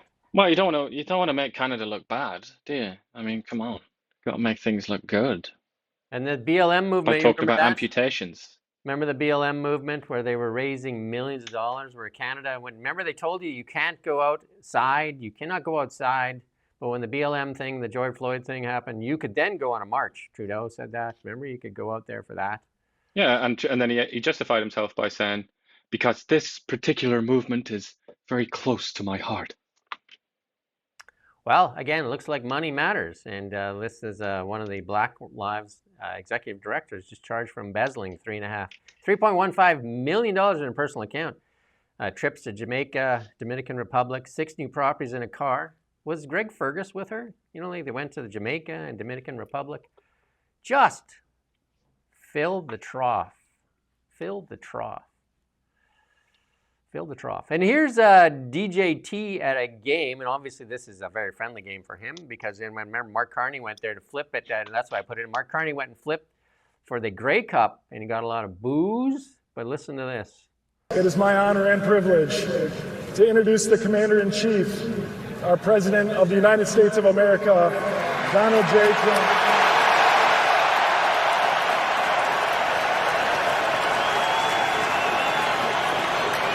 Mr. President, thank you for your leadership and your continued support of our service members and our veterans. That's good. That's good.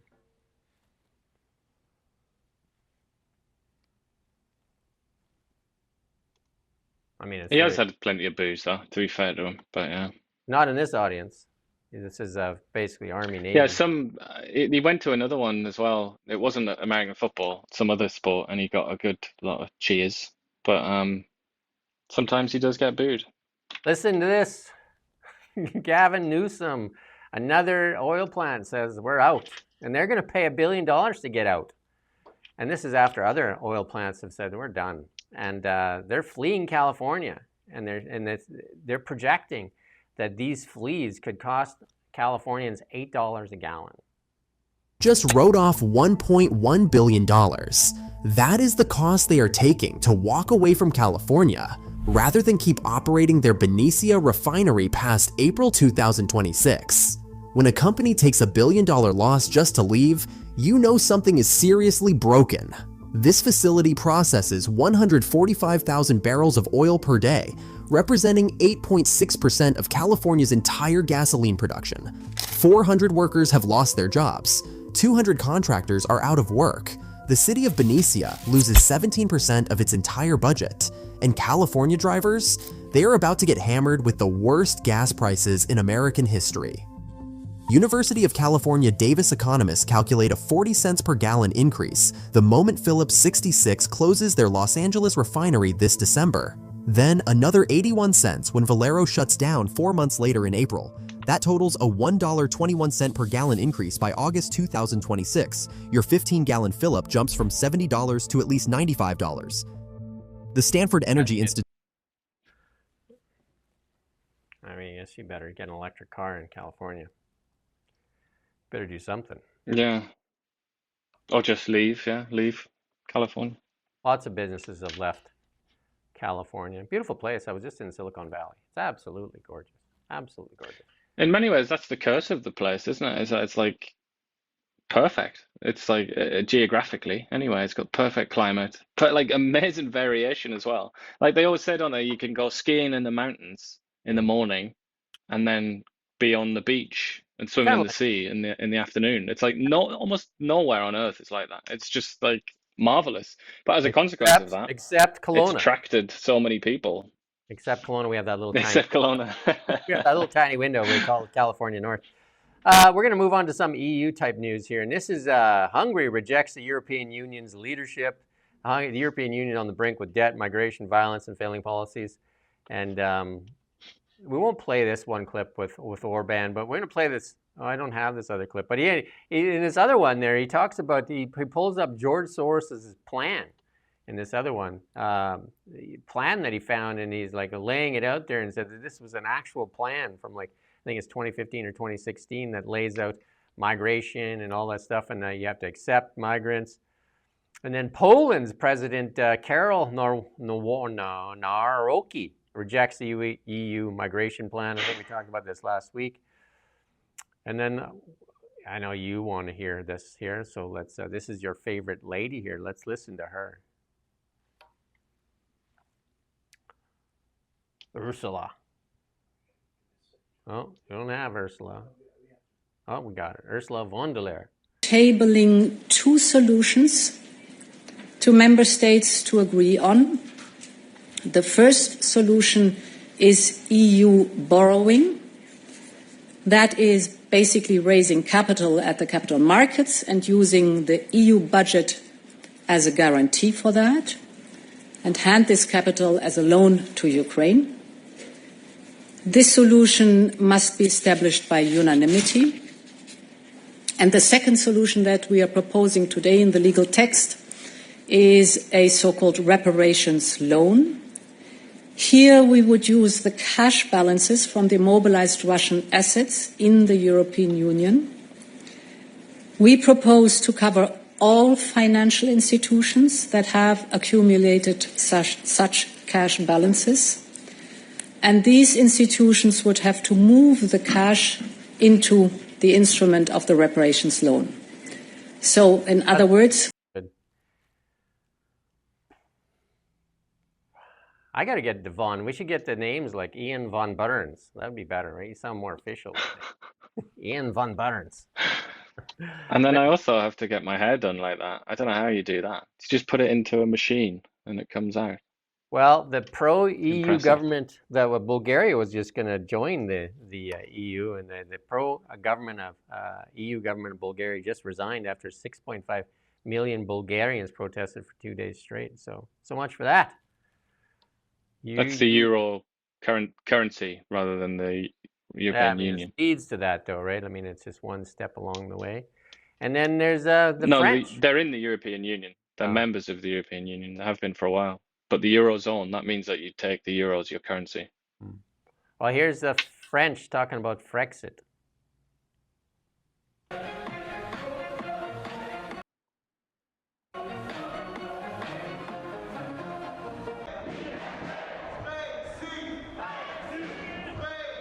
That's good. I mean, you were part of the Brexit movement. Were you there when they voted for that? I wasn't part of the movement. I was there. Yeah. No, that's what I'm saying. We were there when it happened. I was reporting on it. Yeah. There. I was covering it in London. Yeah. You weren't one of the leaders. Carney on one side, you on the other side. That went down. Because Carney was pro. No, but I could certainly recall Mark Carney repeatedly coming out and forecasting death and destruction if Britain did leave, which ended up being completely wrong. He was the Bank of England governor at the time, and I guess he's been labeled as the unreliable boyfriend.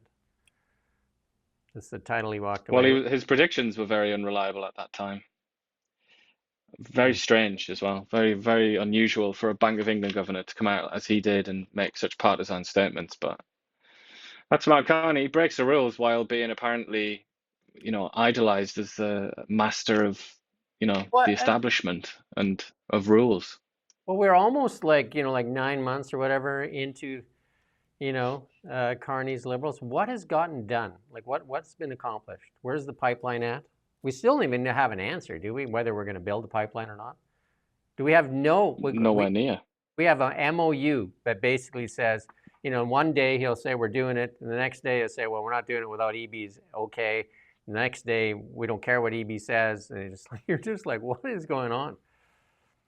What is literally going on? First Nations as well, apparently implying they have a veto, then suddenly they don't anymore.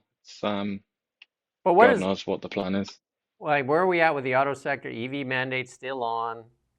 That hasn't been dropped. Auto sector falling apart. Like, literally, the 7 projects they talked about, the ones that they highlighted, the big one there, I think the one out there, the mine one has been already kiboshed. That was supposed to go ahead in 2017. Like what has actually been done? Do you know anything? Well, I mean, two defections, pretty good lead in the polls, or at least sort of neck and neck. But I mean for Canada, not for the Liberal Party. Hey, don't know about Canada though. For Canada, what have we got done? Yeah, Canada. Who cares? What are you talking about? This is about the Liberal Party, mate. And then a lot of people in the world pushing back when the United States, which is under Rubio's watch now, U.S. aid, and they closed that office and said it'll all go through the Secretary of State. And they're now saying that no money will go to NGOs anymore. It'll go straight to the governments. Like if you want to help them with their dental or their medical, it'll go to whatever country of B, instead of like funding an American NGO. And then they're all taking a little grift off the top. Everybody taking a little grift. They're just going to give the money straight to that nation. Seems to make sense, doesn't it? Well, obviously the counter argument is that a lot of these nations are very corrupt, which is true. But the problem, like you can read anyway, you can read these NGOs themselves discussing corruption in the countries they operate in, and they admit themselves that only about 20% or so, 30% of the aid actually reaches the people. The rest of it is lost in administration, corruption, everybody takes a little salaries, fat all sorts of things off the calf. Everybody just takes a little grift off that thing. Like, I mean, you look at all the money spent in Canada. We've seen some of that. We've highlighted it. You know, like money spent for gender equity rice in China. What did we say? I can't remember the number. Vietnam. How much money we spent? It was massive. It was like $10 million or something. It was a huge amount of money. We sent the Chinese like millions of dollars to help them with their human rights violations. I'm sure they're just like, thanks. We spent $473 million on the administration of the dental program. We find out that it's still rife with fraud. Okay, just for the administration, $473 million, and still rife with fraud. Gun buyback, we know that's got corruption questions, haven't we? One of them, there's a recording of one of those corruption incidents. $750 million being earmarked for this gun buyback, and I think they spent close to $50 million so far, if memory serves me correct. And it was about that. Guns? How many guns recovered so far? 0. I mean, they could at least get one. They should find one, shouldn't they? That's what they should do. Billions of dollars slated for Build Canada homes, and they talked about getting to 500,000 homes a year from about 250. So that's a lot of homes. And the PBO's office says they will build in 5 years, 26,000 homes. 26,000 homes. That's a far cry. I'll take a $26,000 home. That sounds like a plan. Well, they do have those. What would that get you? They're Mark Carney's containers. Yours will just be very tiny. Anyway, I promised you big news on the tech front, and I wore a tech tie to celebrate it. But here you go. And I didn't have the clip because you'll just have to trust me on it. But Robotaxi has rolled out in Austin, Texas, and there's nobody in the car as the car is driving. So Tesla stock up big time this morning. Tesla stock, I think, about to break a record this morning. I don't know where it is right now. Maybe I can take a peek. Tesla stock up huge this morning on this news. I mean, this is a massive moment, actually, for autonomous robotics. This is robots on wheels. Grok is now in the cars, and there's a Christmas update coming, and Grok is taking over the navigation as well. I use full self-drive every day. This is huge. This is absolutely massive. But and if it's really going to happen as well, like next year, let's say, and we're really going to start to see this in our daily lives, then that is way ahead of what a lot of cynics said. Because Elon Musk is a bit too he gets a bit too ambitious, doesn't he? Optimistic, yeah. But a lot of people were saying, even like recently, even this year, I've heard people saying like, nah, this is not going to happen until like the 2040s or something like that. But it's like, really looks like it is going to happen, actually. So for once, the cynics look like they're going to be wrong. They should have asked me. I've been driving it for about a year now. But anyway. No, I mean, the more the one where there's not even a steering wheel, like that one. I mean, well, I don't touch it. Like, I mean, I basically like actually don't do anything anymore. I don't even I'm not stressed at all. I'm actually feel a lot more comfortable when the car does its own thing, as opposed to me being distracted. Yeah. Sit back and enjoy the show and talk to Grok while I'm driving. Just watch the world around you. Watch all of the dysfunction around you. Yeah, watch again. And then here, X, with this is usually another huge backfire when they tried to ban basically X and fine Elon Musk. X is blowing up in the UK, or sorry, in the EU, making it the #1 platform. And Elon, like, he doesn't have enough going on. He's going to do an IPO, and this is going to be the largest IPO ever in SpaceX. And it's just absolutely, I think it's going to IPO at a value of $1.5 trillion. Like the guy doesn't have enough money, but I don't think money even matters to him anymore. But if you look at this, Starlink missions and satellite deployments, there's no second place in missions. There's no second place. And right now, the Russians can't get their astronauts off of the International Space Station. Their Soyuz platform is done. They can't launch rockets. And like they say in Ghostbusters, who are you going to call? You know who they're calling? The Ghostbusters. The Ghostbusters. They got SpaceX written on the side of it. The Dragon crew. Spacebusters. Spacebusters. Yeah, but I mean, Lightning Rod makes a very intelligent comment here. See? Where he says Elon Musk has killed approximately 15 million people this year. What? That's pretty smart, isn't it? Yeah. That's what I mean. They just say stuff, say rhetoric, just spew rhetoric. He's on about USAID, I reckon. He's on about Doge cutting aid. Come on. That's to use the word killed. Do you think that's a fair verb? That's not cool, is it? You're doing a lot of heavy lifting now with that word. Just like that's it. When you run out of like actual ideas, you just spew rhetoric. There you go. Do Teslas brake check big rigs? Mine doesn't, that's for sure. But you know what it did do? It swerved around a raccoon, and it also swerved around a deer. That raccoon now is happily asleep in a garbage can somewhere, thanks to Elon Musk. So there's a life saved. Yeah, so that raccoon, I would have hit that raccoon because it came out at the last second. I definitely would have pizzaed that raccoon.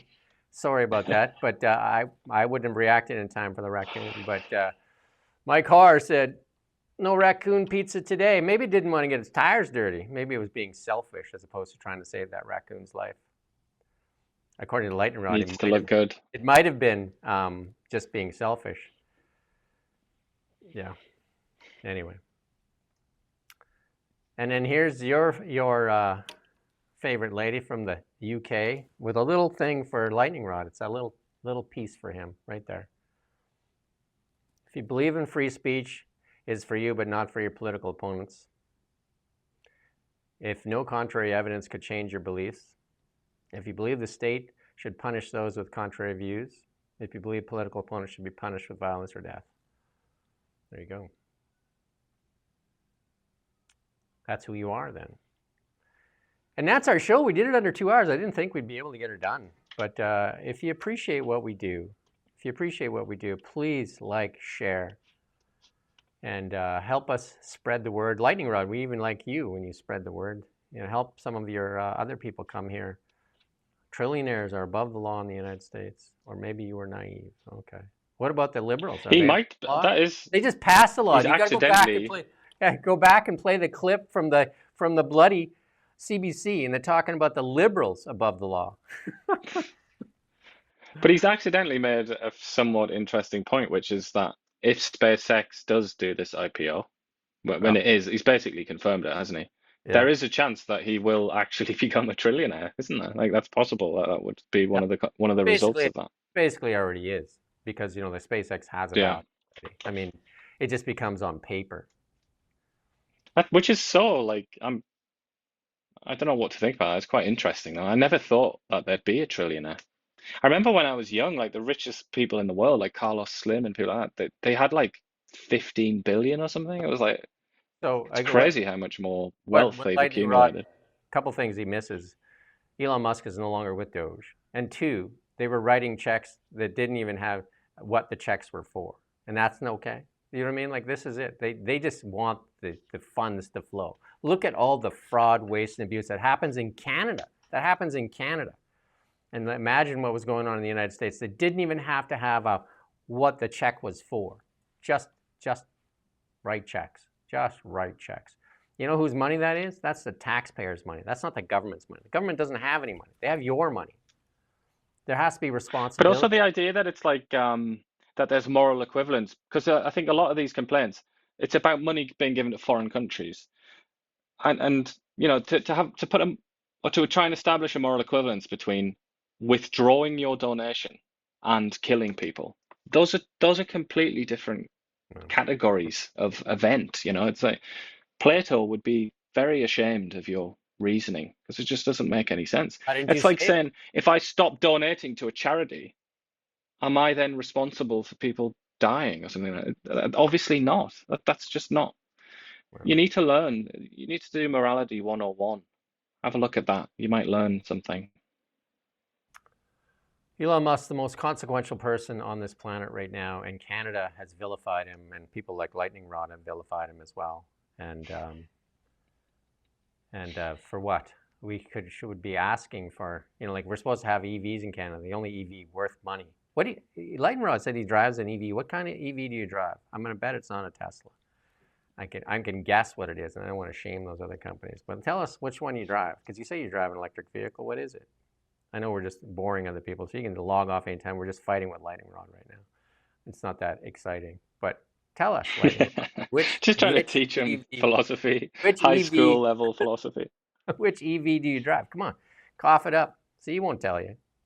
Come on. We'll give you another couple seconds to say what it is. Oh, he does own. He aspires to own a Tesla. So what are you driving right now? Why would you want to reward a mass murderer? You've just told us that he's like literally the biggest murderer in history. You literally said. Why do you want to reward his company? He's literally said many times that he drives an EV. Now he doesn't own an EV. Good one. All right. Thanks, Lightning Rod. And thank you for watching Now Media. Please like, share, subscribe, do all those things. Help us get a bigger voice. We appreciate that. We are an independent news outlet based in Kelowna, British Columbia, and we have Iain out there in Ottawa. We're trying to get him into the parliamentary gallery. You can help us with that as well. See if we can ask some questions that the rest of the government corrupted and crippled media won't do. Help us make a difference in Canada. Help us save Canada from the elitists. How's that? Thank you for watching Now Media. Just report the news. We live here too. We're your neighbors, bringing you stories that matter to all of us. No government funding, no outside influence. Kelowna Now, local, independent. News you can trust.